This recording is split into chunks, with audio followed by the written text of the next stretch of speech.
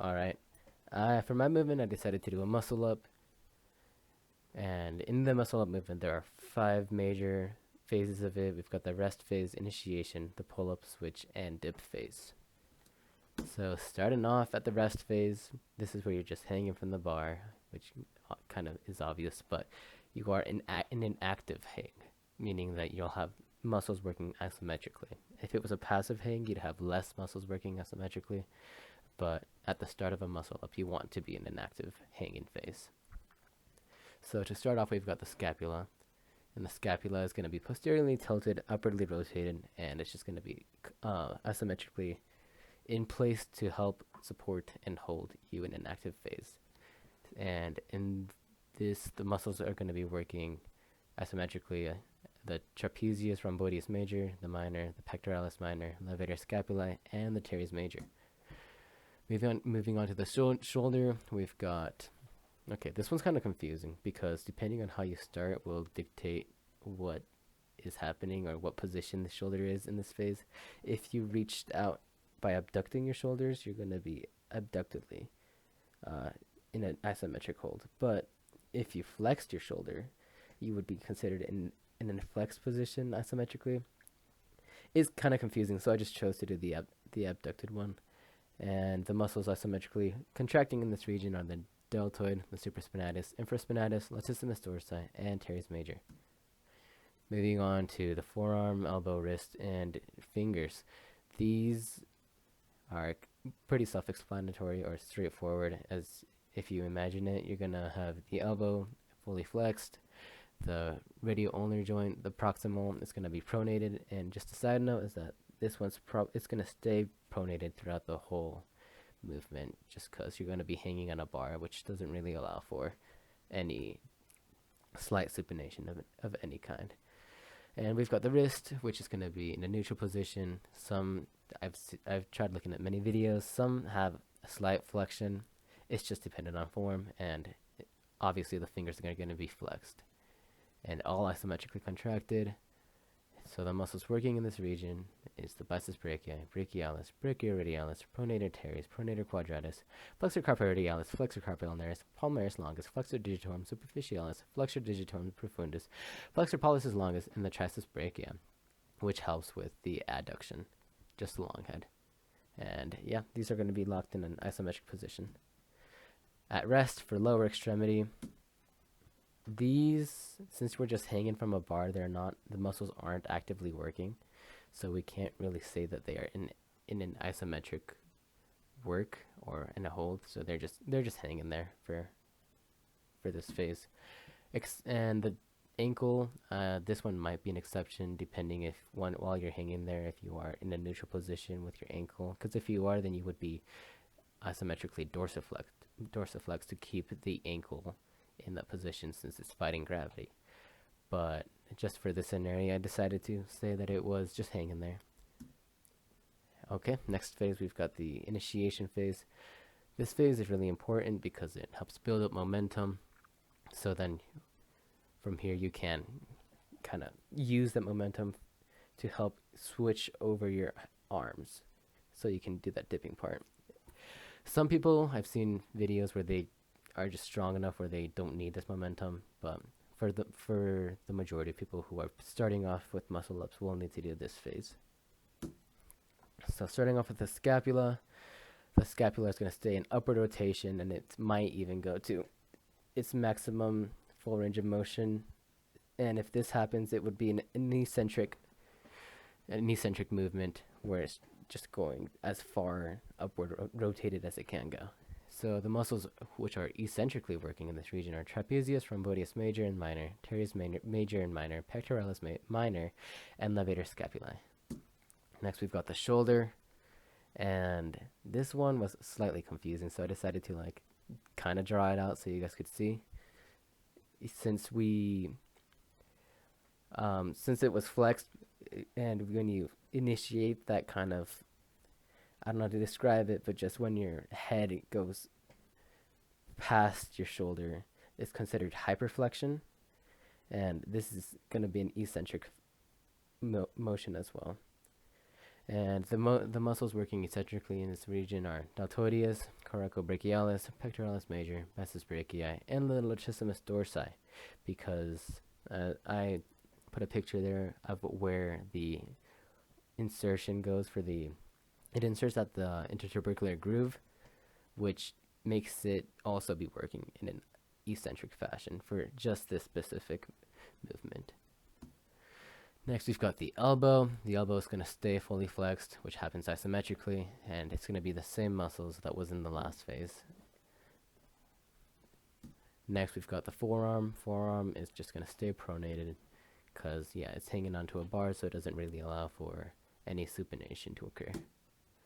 In the wrist, during this initiation phase, you're going to see that the wrist starts flexing eccentrically to allow for that swinging to happen at the wrist. And I said that it could be very controlled eccentric and even some isometric to avoid hyperflexion.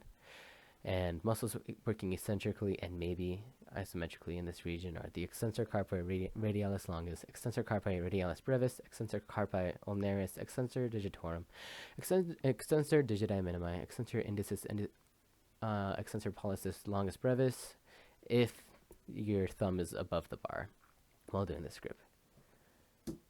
And for interphalangeal or fingers, they're still going to be flexed, but I put the scenario that they might have a bit of relaxation to allow for that swinging initiation part, and that would happen eccentrically because you still want to have control so you don't let go of the bar. And the muscles working asymmetrically or maybe eccentrically in this region would be the flexor digitorum superficialis, the flexor digitorum profundus, and the flexor pollicis longus. And I put honorable mention for the trunk because it plays a crucial role in allowing for this initiation phase, because to even get any momentum, this helps in the pulling forward part, and then when you have that momentum, you also want to use that trunk to get yourself, it'll start flexing back so you can use that momentum, basically. So at first, when you extend, it's going to be using the spinalis longissimus, iliocostalis, and the quadratus lumbarum for that concentric extension that you see in the picture. And for going back, for flexing, for that next phase we're going to get into, which is the pull-up phase, the muscles are going to be just the abdominal, so rectus abdominis, external abdominal oblique, and the internal abdominal oblique, which is also going to be in a concentric fashion. Now we're into lower extremity for initiation phase. So the hip's going to also contribute in generating that momentum. So at first it's going to swing forward and then swing backwards. Actually, I lied. It's going to swing backward first and then swing forward. So for swinging backwards, it's going to be in a concentric fashion. It's going to be the gluteus maximus, the semimembranosus, the semitendinosus, the biceps femoris, and the adductor magnus.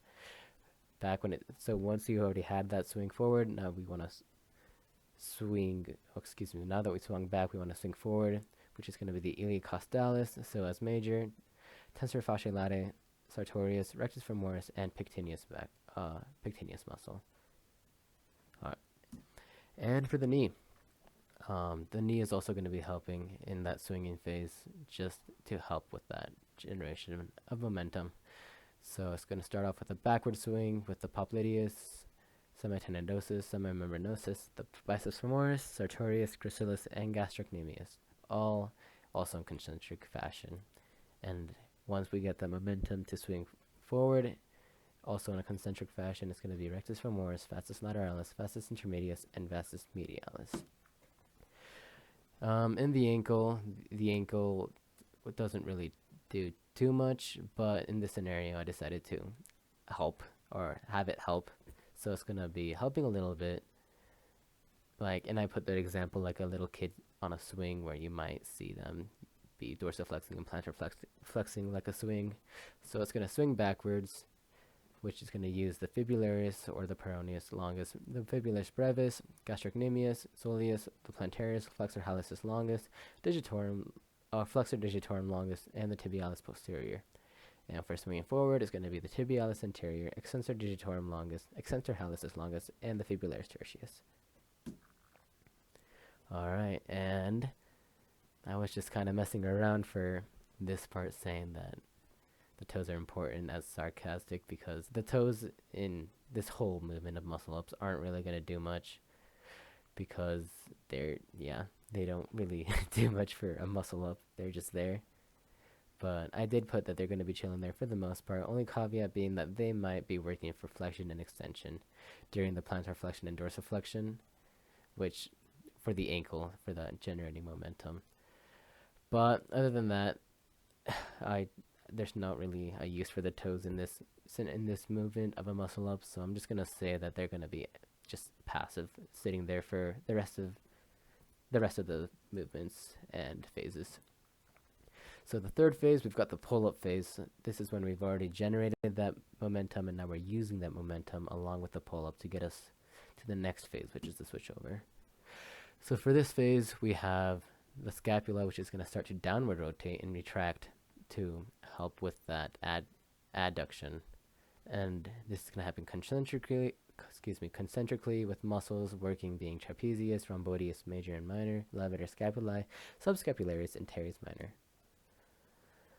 And for the shoulder, this one can also get a bit complicated depending on the form people use and stuff, because people can sometimes adduct for that pull-up phase, or they can extend or do both.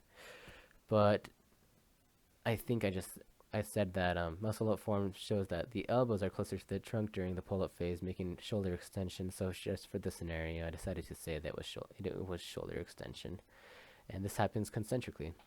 And muscles working concentrically for extension is latissimus dorsi, triceps brachii, deltoideus, teres major, and infraspinatus. Next, we've got the pull-up phase of an elbow, and for this phase, it's going to start flexing concentrically to help with that pull-up.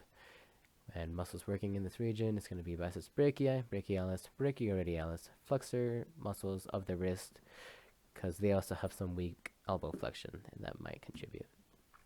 And forearm, same as it has been and will be, that it's just going to stay pronated isometrically with the same muscles.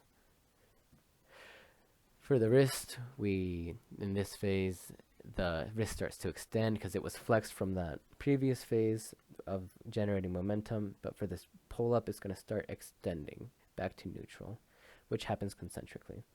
Muscles working, it's going to be extensor carpi radialis longus, extensor carpi radialis brevis, extensor carpi ulnaris, extensor digitorum, extensor digiti minimi, and extensor indicis. And for the fingers are going to stay flexed, and maybe a bit of contraction concentrically as well. They're going to be flexing if there was some eccentric from the last phase to help with that momentum and initiation. And muscles working either concentrically or isometrically are going to be flexor digitorum superficialis, flexor digitorum profundus, and flexor pollicis longus. For the lower extremity of a pull-up phase, we're going to start with the hip, and as I had to watch so many videos for this part, but for the hip, it's going to start making a C shape with the body to help with just stability and I guess also momentum. And muscles working concentrically in this phase are going to be the iliacus, psoas major, tensor fasciae lata, sartorius, rectus femoris, and pectineus. Will be contributing to hip flexion in this phase. And the knee is going to start extending, if not already fully extended, from the previous phase, which is going to start happening concentrically. And muscles for this is the rectus femoris, vastus lateralis, vastus intermedius, and vastus medialis, or in other words, the quads. And the ankle, I think from here on out, the ankle is not going to be that important for helping much in the phases, so it's just going to be there for, and I think I said it's going to be isometrically, dorsiflex. So it's going to be the tibialis anterior, extensor digitorum longus, extensor hallucis longus, fibularis tertius, all working isometrically.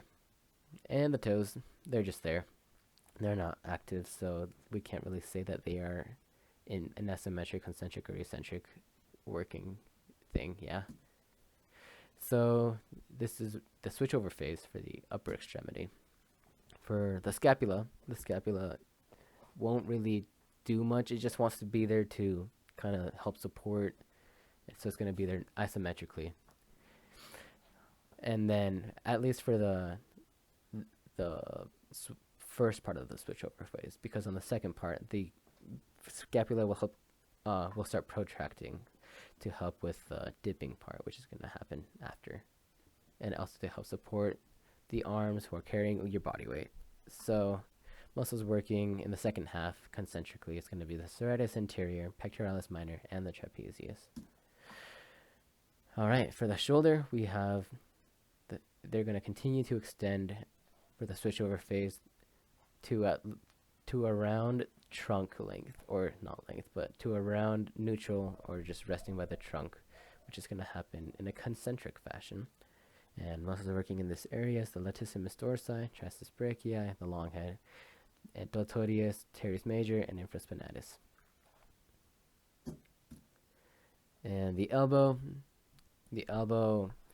will finish its pull up that it was doing from the previous phase, and it will start being in an isometric for maybe even a second. But however long it is, it's going to be in that isometric before it starts going into a concentric extension of the elbow for the dip part. So for this concentric to isometric region, the muscles working, are going to be the biceps brachii, brachialis, brachioradialis, flexor, and flexor muscles of the wrist, which also help with weak elbow flexion. And the forearm is still there, just pronating isometrically as it's always been. Wrists, I've seen many videos, and then I came up with the conclusion that wrists seem to stay isometrically in neutral, or they become more extended to just help with the support of your whole body weight on the hands.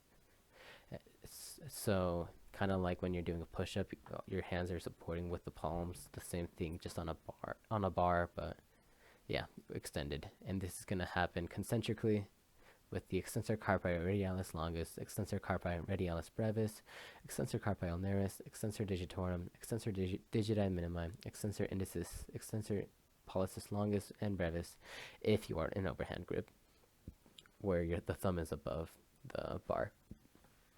And for the fingers are just going to stay asymmetrically flexed, or they might extend concentrically to allow for that actual switchover phase, because if you are gripping too tight to the bar, you might not get the hands in the position they want to be. So there might be some, depending on form, there might be some concentric extension, which is going to be in the muscles of the extensor digitorum, extensor indicis, extensor digiti minimi, extensor pollicis longus, and the extensor pollicis brevis.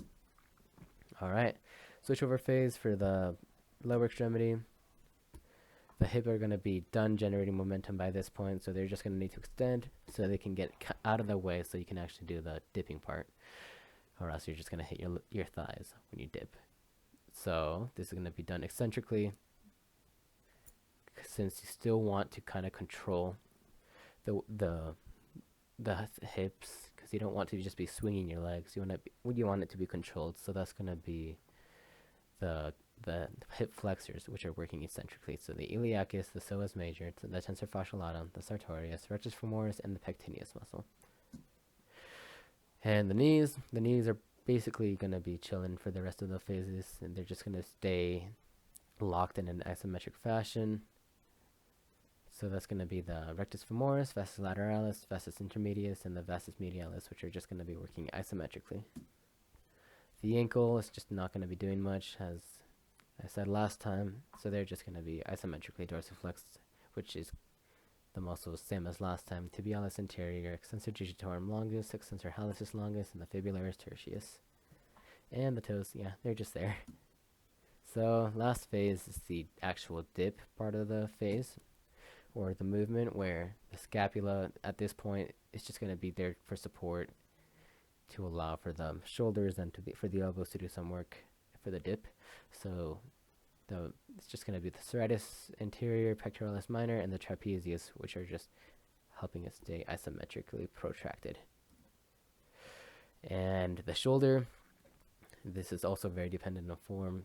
I've seen many different variations, but in this phase, the shoulders will stay asymmetrically contracted around neutral, or extended position, or they will help the dipping phase by flexing to aid the elbows. And the muscles working in this phase concentrically is the deltoideus, coracobrachialis, pectoralis major, and the biceps brachii. And the elbow, as one would assume with a dip, it's going to start concentrically extending to hopefully a full extension. And the muscles concentrically extending in this region are the triceps brachii, anconeus, and wrist extensors that also help with weak elbow extension. And the forearm is going to stay isometrically pronated, and I just kind of wrote what I've been saying, where it's just because you are holding onto a bar, so there's no really room for any kind of supination, if that makes sense. It's going to be the same muscles as always, working isometrically. And yeah, also ignoring the brachioradialis because it's got more than one function. And the wrist is going to stay asymmetrically extended, supporting the body weight, which is just the scenario I chose, because you could also be in neutral position, just depending on form again. And the muscles working asymmetrically in this region are extensor carpi radialis longus, extensor carpi radialis brevis, extensor carpi ulnaris, extensor digitorum, extensor digiti minimi, extensor indicis, extensor pollicis longus and brevis. If the, again, overhand thing, if your thumbs are above the bar. And the fingers are going to just stay asymmetric in this phase, or we will begin to concentrically flex if they were extended in the last phase to allow for that dipping and that switching phase to allow for that dipping. So muscles are either going to be in isometric or concentric in this phase, and it's going to be the flexor digitorum superficialis, flexor digitorum profundus, and the flexor pollicis longus. And for the dipping phase, the lower extremity, we've got generally by the time someone is at the dipping phase, the hips are going to either be finished in their eccentric extension or back to an isometric state. It is also worth mentioning that the hips generally are still going to be isometrically flexed compared to neutral position to help with the center of gravity, just kind of to help with making sure that you stay balanced and you don't fall off, basically, yeah. So muscles working asymmetrically in this phase, you're going to have the iliacus, psoas major, tensor fasciolata, sartorius, the rectus femoris, and the pectineus muscle, who are just going to be working isometrically. Knees are just going to stay locked, same as last phase. They're just going to stay in isometric contraction, and it's going to be the rectus femoris, vastus lateralis, vastus intermedius, and the vastus medialis.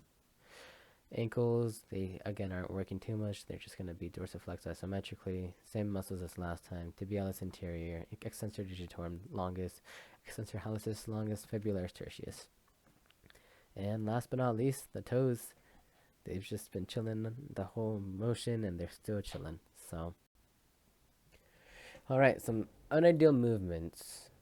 First off, if you have no initiation phase, that could be an issue because, as I mentioned, if you are not strong and if you are inexperienced with muscle ups, you won't be able to have the momentum to be able to actually do that switch over. You'll get stuck halfway. You might be able to get one arm up, but you'll be just in an awkward position where you're not able to fully commit to that stable part where you can dip, which also correlates with late switchover phase, where if you wait too long to switch over, the same thing might happen where all of a sudden you don't have enough time to switch over and you just lose all that momentum that you built up.